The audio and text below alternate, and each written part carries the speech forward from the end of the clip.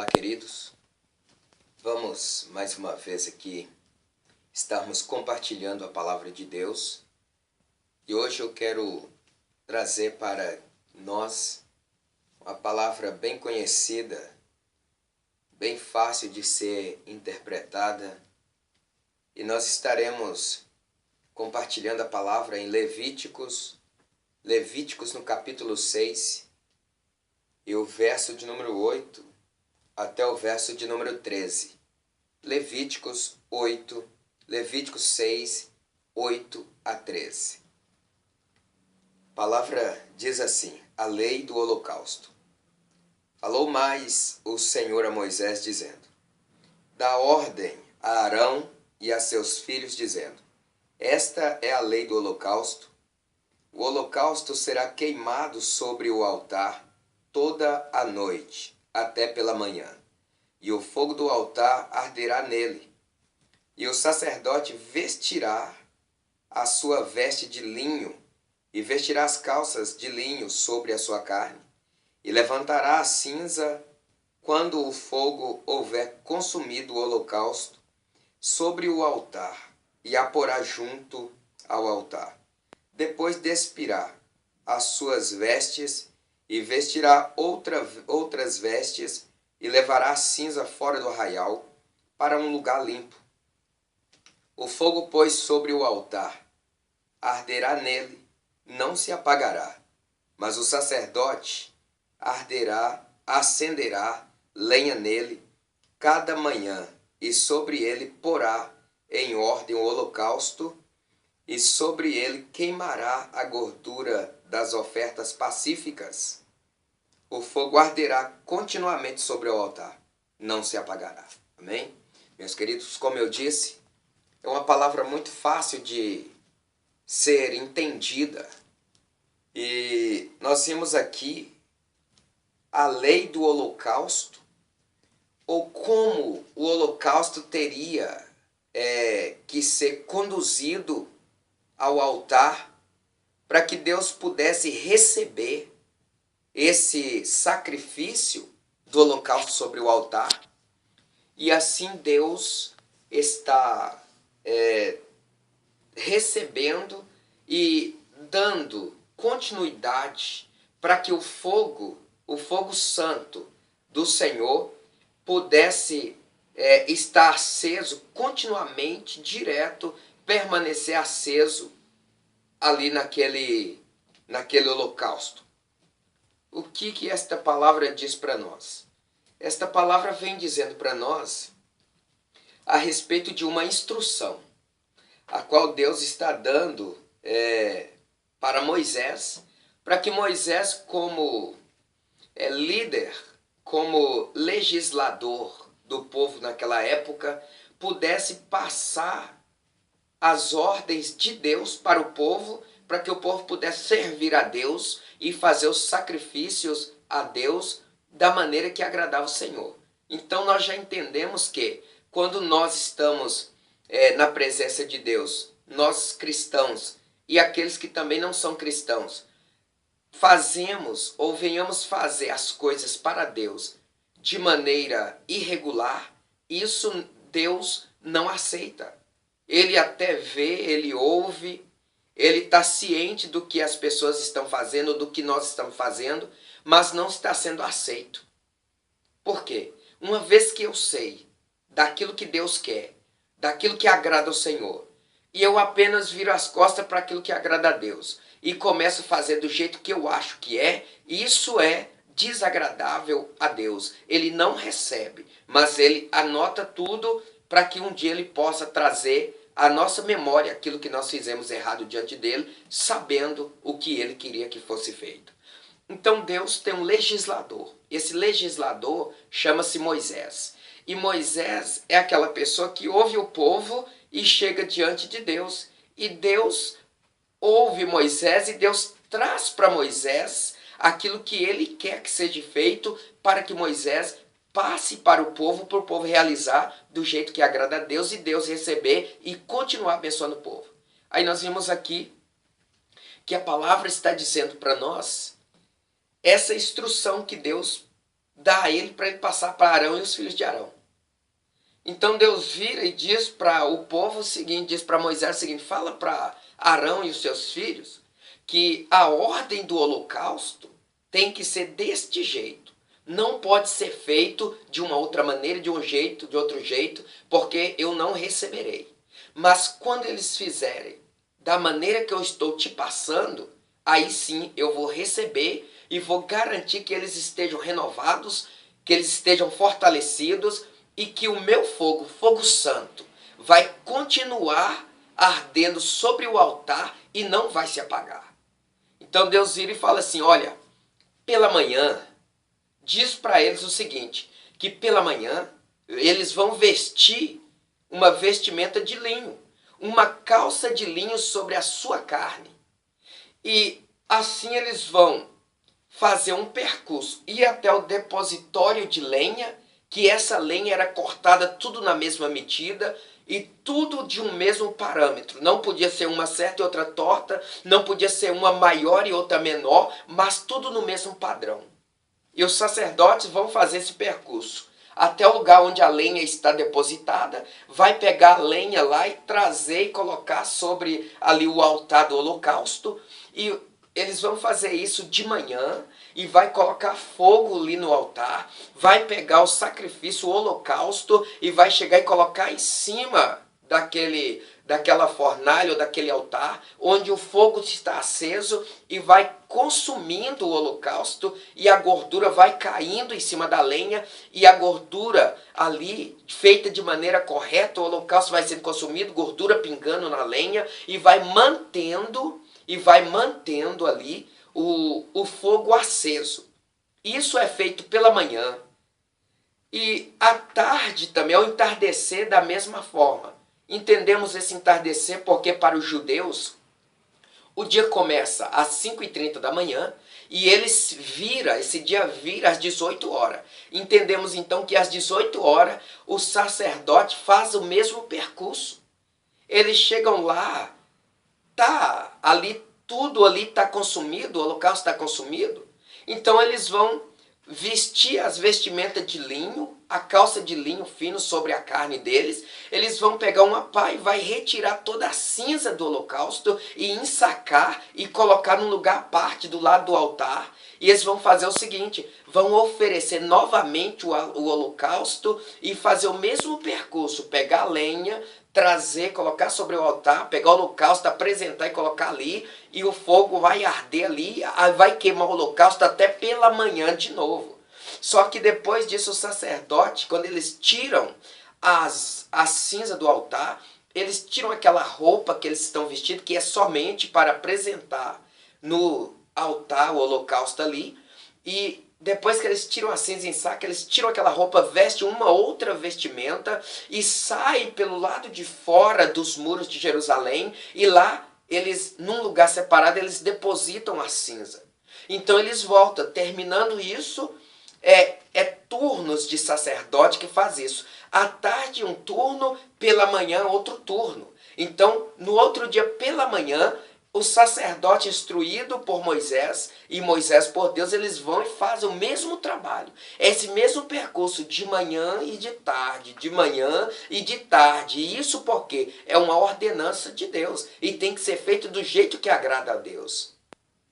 Aí, quando eles fazem desse jeito, Deus, ele recebe. E aquele fogo que está ardendo sobre o altar não é um fogo qualquer. Porque um fogo qualquer a gente acende de qualquer jeito. Um fogo qualquer no fogão você acende com fósforo ou você acende com isqueiro. Mas o fogo que arde no meu altar e no seu altar tem que ser o fogo santo de Deus. Então é preciso nós realizarmos a vontade de Deus do jeito que agrada ao Senhor. Eu não posso hoje fazer algo que agrada ao Senhor agora e logo mais à tarde fazer aquilo que agrada ao príncipe deste século. Porque eu estarei fazendo um serviço que eu estarei agradando a Deus do céu e ao Deus deste século. E não tem como eu agradar dois senhores. Haverá de eu agradar um e aborrecer o outro. Então, logo de imediatamente, eu estarei fazendo dois serviços para dois deuses, eu estarei desagradando ao Deus do céu e agradando ao príncipe deste século. Porque Deus, ele é santo e ele não recebe sacrifício em que esteja errado diante dele. Então, aquele que recebe o sacrifício errado e ele está de olho no sacrifício santo para poder fazer com que aquele que está fazendo sacrifício santo para o Deus dos céus, ele recebe o sacrifício que é para ele errado e está de olho nesse sacrifício, naqueles que estão praticando sacrifício santo, para tentar fazer com que ele faça tudo errado para desagradar. Então Deus é santo. Não adianta ficar em cima do muro. Não adianta ficar permeando ou cocheando em dois pensamentos. Se você está cocheando entre dois pensamentos, saiba de uma coisa, que o pensamento errado, o adversário já recebe. E aquele pensamento que você cocheia, que é para o lado certo, você fazendo o errado e querendo fazer o certo, você está desagradando ao Deus dos céus, o Deus Todo-Poderoso. Então, cochear entre dois pensamentos é desagradar a Deus e agradar o diabo. Meus queridos, esta palavra tem que ser cumprida, ou eu e você, que somos servo do Deus vivo, do Deus Altíssimo, nós temos que colocar Cristo na nossa maneira de viver. Cristo tem que ser cristocêntrico na minha e na sua vida, para que nós possamos realizar a vontade do Senhor Jesus Cristo e negligenciar a vontade do adversário. Porque se nós ficarmos aí, ora na igreja, estou servindo a Deus. Quando eu saio da igreja, eu estou lá fora fazendo aquilo que agrada o mundo, eu estou desagradando a Deus e servindo o diabo. Que nós possamos servir somente a Deus e não o diabo. Então o sacerdote, pela manhã, eles pegavam a lenha, colocavam no altar do holocausto, pegavam o holocausto e colocavam em cima do altar e acendiam o fogo. De manhã e de tarde e de manhã. Eles faziam isso e agradavam o Senhor. E Deus dava a eles o fogo santo direto. Então por isso que a palavra diz, e o fogo arderá continuamente sobre o altar e não se apagará. Meus queridos, eu quero estar trazendo algo a mais nesta palavra para que possamos compreender. Nós lemos aqui, o fogo arderá continuamente sobre o altar e não se apagará.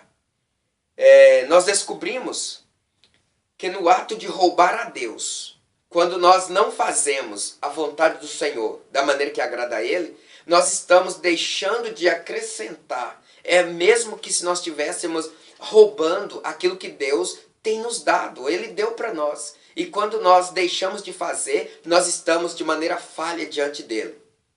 Então, muitas das vezes, quando a gente fala assim, roubar a Deus, nós, quando pegamos algo de alguém, nós não estamos pecando contra a nossa vizinhança, contra aquele que nós pegamos, mas nós estamos pecando contra o próprio Deus. Agora, quando fala-se de holocausto, enquanto as ofertas anteriores do sacrifício eram realizadas pelo povo, os capítulos 6, verso 8 a 7, 38, trata do procedimento sacerdotal. O holocausto era apresentado pela manhã e ao entardecer, como eu já disse, por toda a nação. Em Êxodo 29, 38 a 43, o santo fogo no altar precisava ser mantido aceso. Isso porque, em primeiro lugar, o fogo santo precisava ser mantido no altar. O fogo tinha que estar aceso. Fogo santo por quê? Porque estava sido feito tudo de acordo com Deus, que é santo. Então o fogo ali que estava aceso, cumprindo a ordem de Deus, o fogo também era santo. Então precisava ser mantido aceso no altar. É igualzinho na minha vida e na sua vida. O fogo santo de Deus, por nós estar cumprindo a ordenança e a vontade do Senhor, ele tem que estar aceso na minha vida. Eu não posso servir a Deus esmorecidamente, de maneira errada, porque aí o fogo que está sendo aceso e está permanecendo aceso na minha e na sua vida não é o fogo santo de Deus, mas é um fogo estranho. E esse fogo estranho, o fogo santo devora ele. Então nós temos que tomar muito cuidado. Se eu sirvo a Deus, eu tenho que servir a Deus. Não adianta eu falar que sirvo a Deus e brincar de servir a Deus, porque Deus não é brinquedo de ninguém. Que esta palavra pode ser dura, mas que ela sirva para que eu e você conserte nossa vida e andemos certo diante do Senhor. Porque Deus não tem culpado por inocente e inocente por culpado. De maneira nenhuma. Deus é santo e Ele exige santidade daqueles que estão servindo a Ele. Então, em primeiro lugar, o fogo tem que ser aceso na nossa vida e tem que continuar. Por quê? Porque Deus o havia iniciado. Foi Deus que iniciou. Não foi um homem qualquer, mas foi Deus. Quando Ele chama Moisés e dá essa ordem para Moisés dizer ao sacerdote, a Arão e aos filhos, é Deus que está iniciando esse fogo. Essa chama iniciou por Deus. Então ela tem que permanecer acesa. E nós também entendemos aqui que esse fogo tem que permanecer aceso porque Deus o havia iniciado ele. E esse fogo, ele representa a eterna presença de Deus no sistema sacrificial. Quando eu e você sacrificamos a Deus, quando eu e você decidimos apresentar uma oferta ao Senhor, isso é em forma de sacrifício. Então, é a presença de Deus permanente, acesa, ativa, viva, pelo sistema sacrificial na minha e na sua vida. Então, irmãos, vamos permanecer fiéis a Deus para que a presença dele permaneça na nossa vida. Entendendo isso, nós também podemos entender que tudo isso está nos mostrando, ou mostrava para o sacerdote e o povo, que apenas através do gracioso favor de Deus, seus sacrifícios ou os nossos sacrifícios podem hoje ser aceitos. Porque o fogo presente hoje na nossa vida é o fogo de Deus. Quando nós ouvimos a voz do Senhor e nós passamos a dar ouvido e a cumprir, a sermos obedientes a Ele. Aí o fogo dele permanece aceso na nossa vida e o nosso sacrifício é aceito por Ele. Então que a partir de hoje, o meu sacrifício e o seu sacrifício seja apresentado a Deus, não da maneira que eu acho que tem que ser, não da maneira que você acha que deve ser, mas é da maneira que Ele tem deixado para nós aqui, ó, nesta palavra, no livro da capa preta. Esta aqui é a palavra de Deus. Esta aqui, de Gênesis a Apocalipse, é a lei do Senhor para mim e para você. Muitas das vezes nós achamos que a lei é só no Velho Testamento. Muitas das vezes condenamos o Velho Testamento por achar que lá era lei. A lei de Deus para o servo dele é de Gênesis a Apocalipse. Não existe isso de eu ficar só no Velho, achando que só o Velho Testamento é a lei de Deus. A lei de Deus para o cristão ser salvo e entrar no céu começa em Gênesis, que é o livro do princípio, do início, e vai até onde Cristo diz que Ele é o ômega, o livro do final, o livro das revelações. Nós temos que levar a sério esta palavra, porque é com esta palavra que eu e você vai descobrir o caminho certo para nós podermos entrar no céu. Que nós possamos cumprir a palavra de Deus. Experimenta ir lá no supermercado, em uma loja de eletrodoméstico ou qualquer uma outra loja, compre lá um aparelho que você não conhece, que você nunca viu ou não sabe do funcionamento dele. Compra ele lá, chega na sua casa. Você não sabe se a voltagem dela, se ele é bivolt. Você não sabe se ele é 110 ou se ele é 220. Você não sabe o manejo, o funcionamento dele. Experimenta, vai lá, compra. Já chega sem olhar no manual e liga ele na energia para você ver. Se ele for 110, liga ele em 220. Se ele for 220, liga ele em 110. Sabe o que vai acontecer? Se ele for 110, você ligar em 220, na hora ele vai queimar. Se ele for 110, você ligar ele em 110, vai funcionar normalmente. Agora, se ele for 220 e você ligar em 110, liga. Usa ele pelo menos uma meia hora para você ver. Ele vai esquentar e vai acabar queimando também. Assim é eu, assim é você na presença de Deus sem ter conhecimento da Bíblia, da palavra do Senhor. Nós vamos errar, errar, errar, errar. E o salário, e nós errando, nós estaremos pecando, pecando, pecando. E o salário da morte, do pecado é a morte. Salário do pecado é a morte. Assim como o eletrodoméstico que você compra lá no supermercado ou na loja de eletrodoméstico, ele tem um manual para você descobrir o funcionamento, o manejo desse equipamento. Assim também somos nós na presença de Deus. Ele deixou essa Bíblia, esta palavra aqui, que é Ele falando conosco, para que nós possamos ler, meditar, para nós descobrir o caminho certo, aquele que agrada a Ele e o que não agrada. O que não agrada, deixa de lado, meu querido. Aquilo que agrada o Senhor, faça. E faça com amor, faça com zelo, dedicação, porque as coisas de Deus é com ordem e decência. Por isso que a madeira usada no altar do holocausto, ela era do mesmo tamanho. Se uma era torta, se ela era certa, não podia ter uma torta no meio. Tinha que ser retinha, do mesmo comprimento, do mesmo padrão, para que pudesse ser aceito por Deus. Assim somos nós. A Bíblia é o nosso manual para nós podermos chegar até Cristo. Quando nós erramos, nós estamos pecando. Quando nós pecamos, nós estamos desagradando a Deus. Quando nós desagradamos a Deus, nós próprios estamos nos sentenciando à segunda morte, ao inferno. O salário do pecado é a morte. Olha para você ver. Romanos 6, 23 diz assim: porque o salário do pecado é a morte, mas o dom gratuito de Deus é a vida eterna por Cristo Jesus, nosso Senhor. Que Deus te abençoe e que você, a partir de hoje, se você cocheava em dois pensamentos, leve a sério o que eu estou te dizendo e você estará recebendo o dom gratuito do Senhor, que é a vida eterna. Deus te abençoe, meu querido.